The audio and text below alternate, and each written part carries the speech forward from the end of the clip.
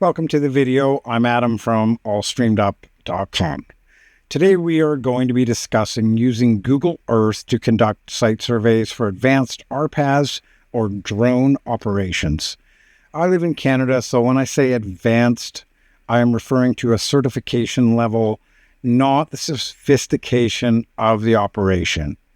You're going to hear several things throughout the video about Canadian drone operations and regulations, but you should be able to basically translate what I'm doing and converting it over to your country of origin regulations and the documents you need, etc. Oftentimes, you might be able to just ignore it because Canada might be more highly regulated than where you live, or you might find that here in Canada, we're not as highly regulated as where you live, so you need to add some additional layers. Either way, I hope you get a lot of benefit from the video and you will be able to be more efficient, increase situational awareness, and maximize safety during your future drone operations by using some of these techniques I'm going to show you in Google Earth. This is very handy information and you can do it without even charging up your drone batteries. Remember, after some practice, this won't take you much time at all. And once you set things up properly, this is going to be used over and over again and really saving you a lot of time. So let's get into it. First of all, let's review some of the benefits of using Google Earth to conduct a virtual site survey before you fly your mission. Number one, you're going to get a bird's eye view of the operations area. In fact, you can see the entire Earth with this software, so you can get as much of an overview as you're going to need. Number two, it's a space for aerodrome information such as boundaries and contact info, reducing or even removing the need to refer to several other documents. Number three, printouts and digital images from Google Earth are extremely useful on site to review with your crew during your live site surveys and when applying for regulatory approval, such as an SFOC, a Special Flight Operations Certificate. These are essential to assisting in showing your effort to predict and mitigate risk. Number four, you're able to measure with accuracy distances to and from objects that can be very far away or even closely at your operations area, and that even includes elevation. Okay, so here I am in Google Earth, and this is the town where I live. This is Port Alberni on Vancouver Island, so if we just do a zoom out, you'll see this is where I live. And if we zoom back in, you'll notice in Port Alberni, I've got some red circles here. So what I've done is I've looked up all the aerodromes in Port Alberni, and I dropped a pin, and I'm able to draw a circle around those aerodromes to define the area where I need regulatory approval to fly within these red circles.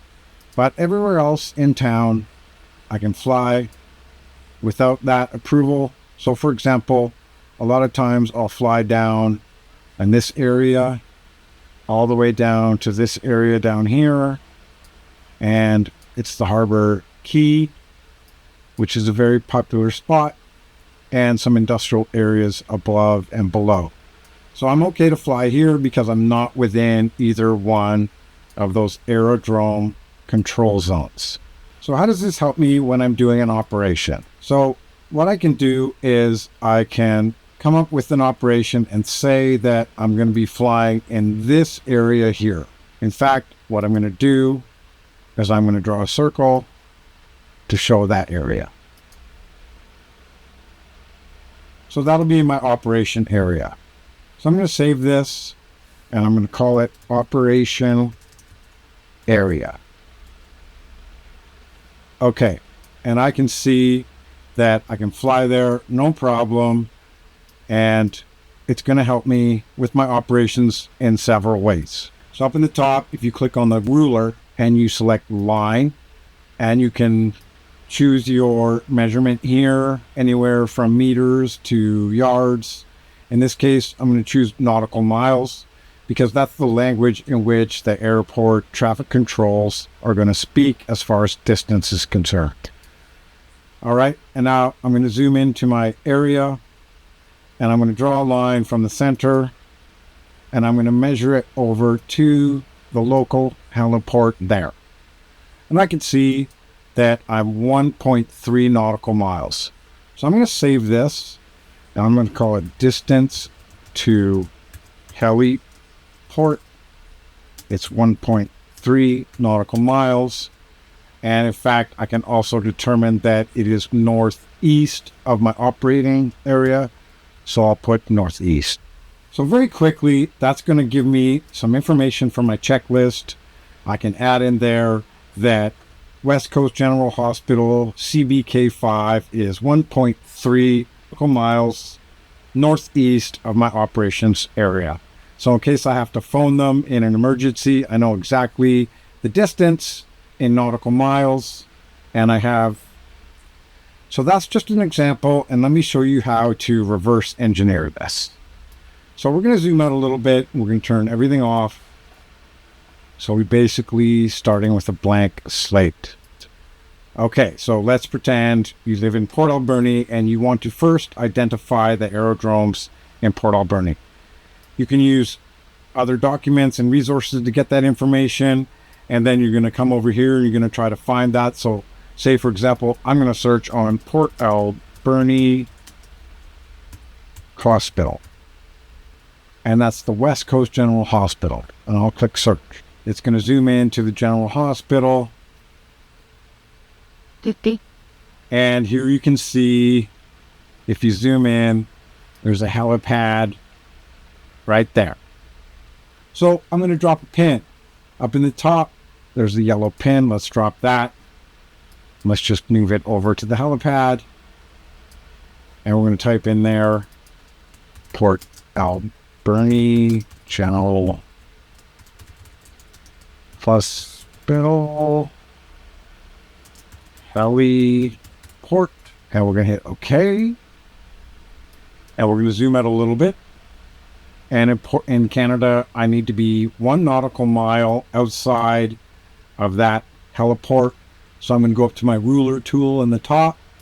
I'm going to click on that, and I'm going to select circle. And I'm going to have my radius set to nautical miles. And I'm just going to click right in the center of that helipad, and I'm going to drag it out until I hit 1 nautical mile.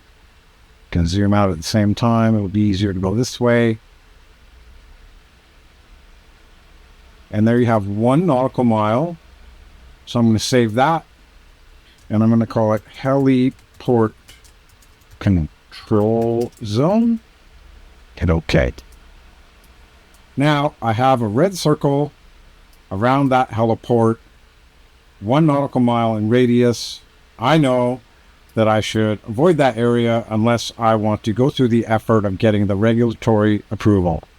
That's the process for setting that up, and you repeat that for all of your aerodromes in your local town where you do most of your operations.